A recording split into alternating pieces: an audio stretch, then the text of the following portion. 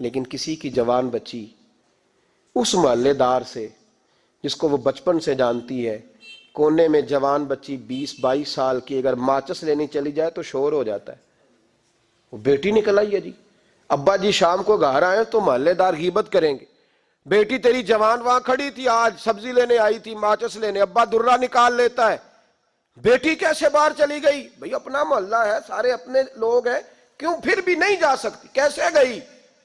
5413 fit اونچی غار ہے، غار ثور، اور جب ہم وہاں جاتے ہیں تو تجربہ کار حاجی مشورہ دیتے ہیں، کہتے ہیں سویرے سویرے جانا فجر کی نماز کے وقت، ورنہ دوپہر میں جانا بڑا مشکل ہوتا ہے۔ 3 بوتلیں بغل میں پانی کی، رستے میں 4-5 جگہ جو ہے وہ بیٹھنے کی جگہ بنی ہوئی ہے، وہاں ڈھابے ہیں، چائے کے، بوتل کے، پانی کے، رستے بن گئے۔ لیکن جب حضرت صدیق اکبر نبی پاک کو لے کے گئے، کوئی رستہ نہیں تھا، دشوار گزار گھاٹی تھی، کہنے لگے محبوبہ آپ کو تکلیف ہوگی، آپ میرے کندھوں پہ بیٹھ جائیں، پباں پہاڑ قدم نہیں جے لاؤندا تے 100 پہاڑ تے چڑھیا جاندا، او پیا جاندا جے یار نبی دا، اے اصلی دلدار نبی دا۔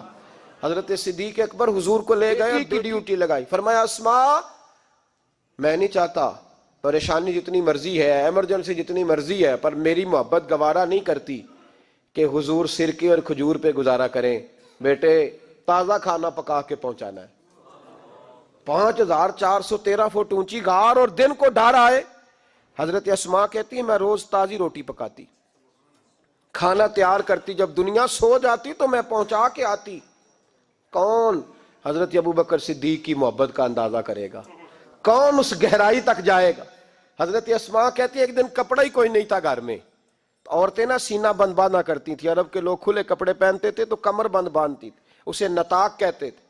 حضرت اسماء کہتی ہے میں نے اسے پھاڑا، آدھے میں روٹی باندھ لی اور آدھا میں نے کمر کے ساتھ باندھ لیا، جب لے کے گئی نا، یہ بخاری ہے، تو حضور نے دیکھا، حضرت ابوبکر نے دیکھا کہ بیٹے یہ تو سینہ باندھ ہے، کہا ابا جی آدھا وہاں ہے، آدھا میں نے باندھا ہوا ہے۔ تو محبوب نے فرمایا تو ذات النطاقین ہے، تو 2 کمر بند والی ہے؟ فرماتی ہیں میرا نام ہی پڑ گیا اس سے، 2 کمر بند والی۔ حضرت اسماء روز کھانا پہنچاتی، محبت بڑے امتحان لیتی ہے۔